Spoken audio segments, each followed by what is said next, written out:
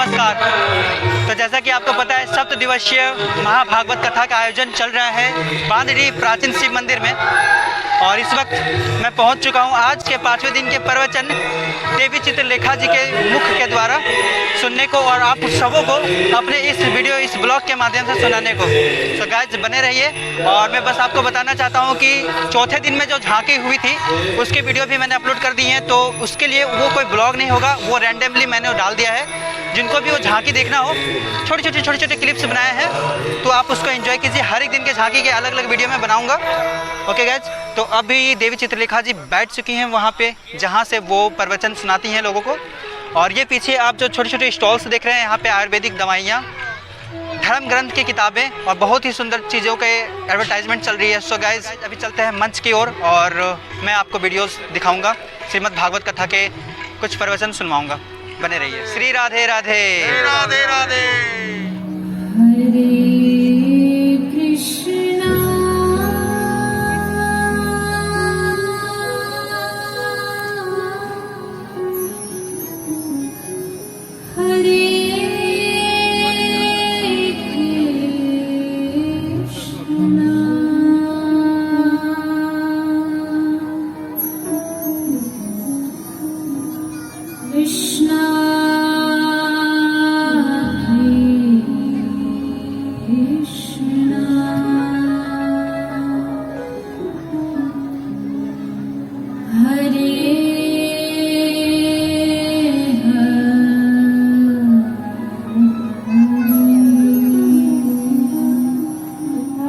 महापुराण की गौ माता की जय जय श्री राधे निताई गौर हरि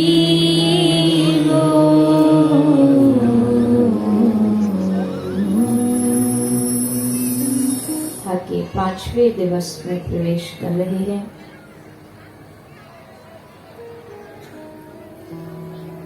और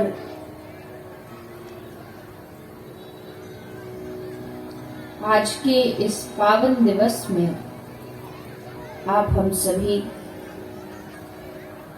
भगवान श्री कृष्ण की, गोकुल की, वृंदावन की, ब्रजभूमि की बाल लीलाओं को श्रवण पान करेंगे। भगवान ने कौन कौन सी लीला ब्रज में की है, लीलाओं से परिचित तो आप सभी हैं ही, किंतु भगवान की लीला है बड़ी रसमयी, आनंदमयी। इसलिए जितना उनकी लीलाओं का श्रवण किया जाए, जितना उनकी लीलाओं का गायन किया जाए, उतना ही कम है।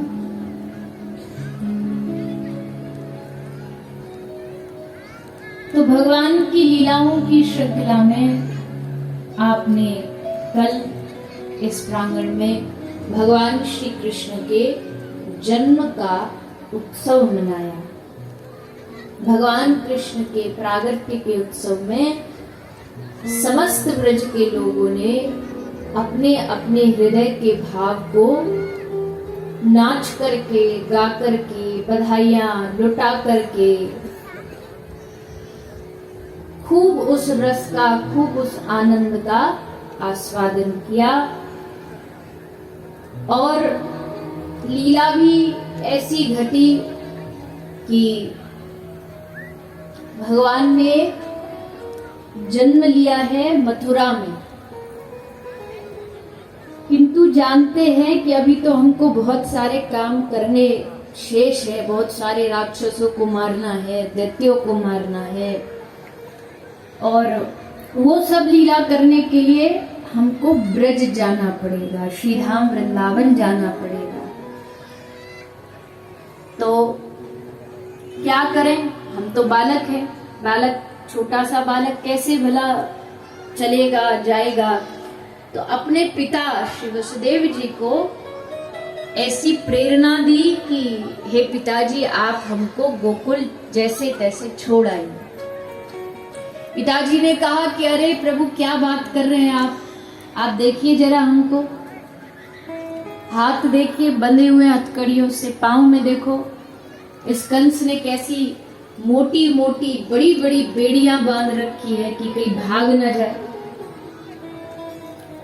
ऐसी हालत में, ऐसी दशा में आप चाहते कि हम आपको गोकुल छोड़ाएं और चलिए जैसे तैसे हम अपनी हथकड़ियां बेड़ियां हटा भी दें, पर आपको पता है कंस ने न जाने कितने दरवाजे बना रखे इस कारागार के बाहर और उन दरवाजों पर बड़े भारी भारी ताले लगे हुए हैं और जैसे तैसे उन तालों से भी हम बच जाएं तो हर द्वार पर कंस ने द्वारपाल बिठा रखे।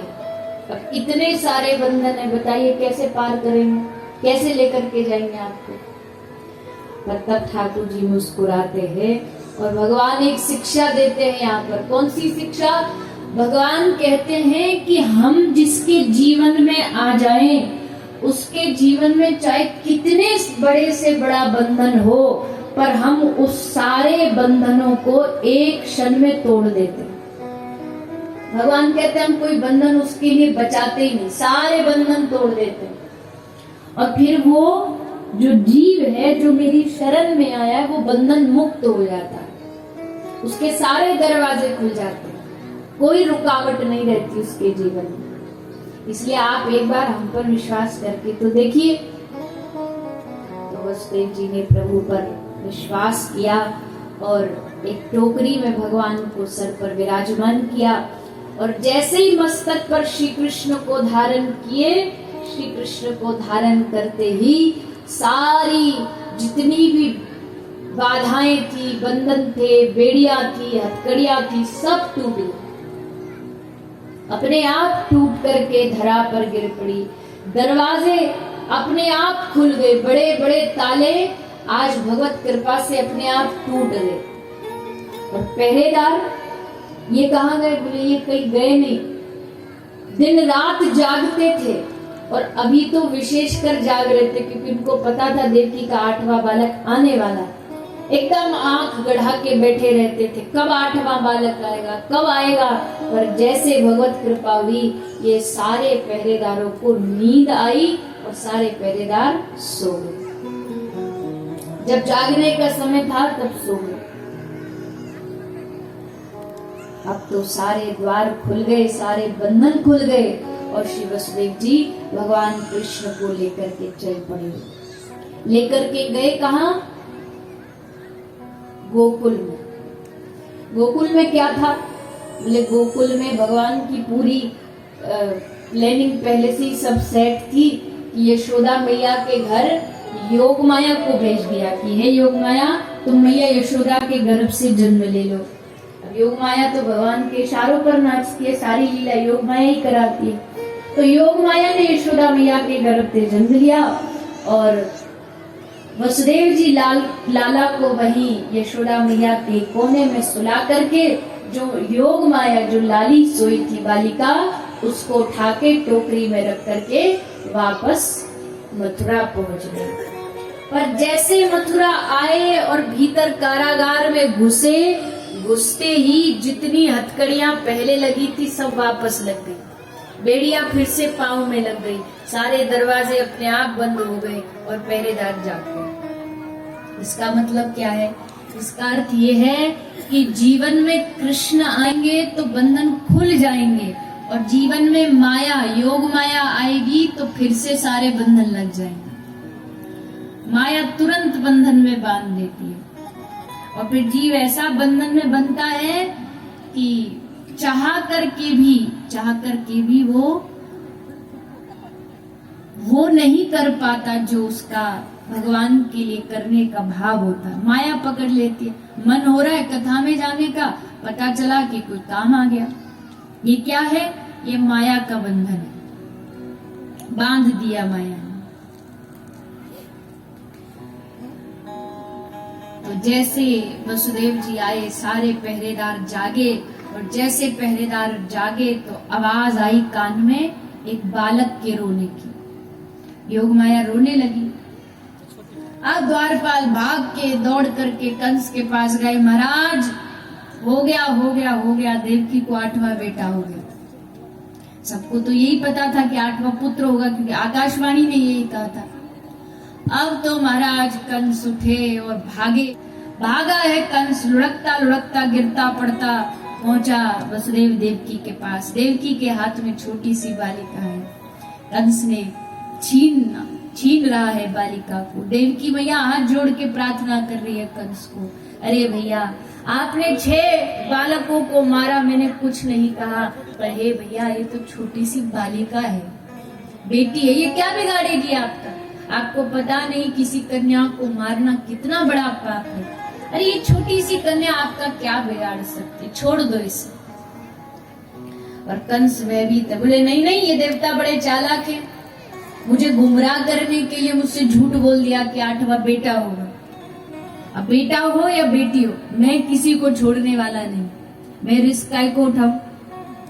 तो देवकी से योग माया को पकड़ा, छीन करके 10 दिशाओं में घुमा करके पृथ्वी पर फेंक ही रहा था कि योग माया हाथ से छूट गई। चारों तरफ पागलों की तरह भागा, देखा अरे कहाँ गई, अभी तो हाथी में थी।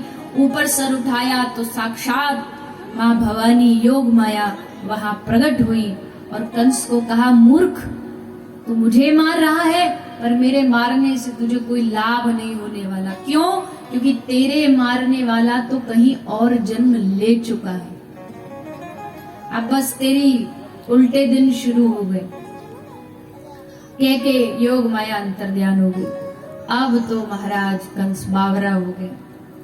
अब तक कम से कम ये तो पता था कि 8वां बेटा होगा और देवकी के गर्भ से होगा, तो इसीलिए देवकी को बंधक बना रखा था कि बेटा होते ही मार देंगे। पर अब योग माया कहती है कि जन्म हो भी गया और कहाँ है ये नहीं पता। अब ये बात तो हुई मथुरा की। मथुरा में तो ये सब चल रहा है, पर उधर दूसरी तरफ गोकुल में तो आनंद की कोई सीमा नहीं, आनंद ही आनंद बरस रहा है। और बरसे भी क्यों ना, क्योंकि नंद के आनंद भयो जय कन्हैया लाल। सब लोगों ने अपने अपने घरों को पहले से ही सजा के रखा है, पहले से ही घर में सुंदर गोबर का लेप किया है, बंदर बाण लगाए हैं दरवाजे पर, केले के खम्भे लगाए, दिए लगाए हैं। किस लिए? बोले देवकी यशोदा मैया का 8वां पुत्र होने वाला है, तो सबको हृदय से खुशी है। वो ये नहीं सोच रहा कि यशोदा मैया के बालक होगा तो यही खुशी मनाएंगे, यही उत्सव मनाएंगे, नहीं, सारे ब्रजवासियों को लग रहा है कि हमारा ही उत्सव है। और यही तो ब्रज का रस है, यही तो होना चाहिए। जो व्यक्ति हर व्यक्ति की खुशी में खुश होना जानता हो, भगवान उस पर ही सबसे ज्यादा कृपा करते हैं। पर होता ऐसा नहीं, होता उल्टा है। पहले एक दिन कहा था ना, होता यह है कि किसी की खुशी हमसे बर्दाश्त नहीं होती, कोई हम झेल नहीं पाते। किसी के घर में ज्यादा बढ़िया खुशियां आ रही हैं तो फिर मन जलन होने लगती कि हमारे घर क्यों नहीं। पर जो दूसरों के उत्सव को भी अपना मान ले, खुश हो करके, उस पर तो भगवान खूब कृपा करते कि देखो कितना सब पर दया करता है, सबकी खुशी में शामिल होता है।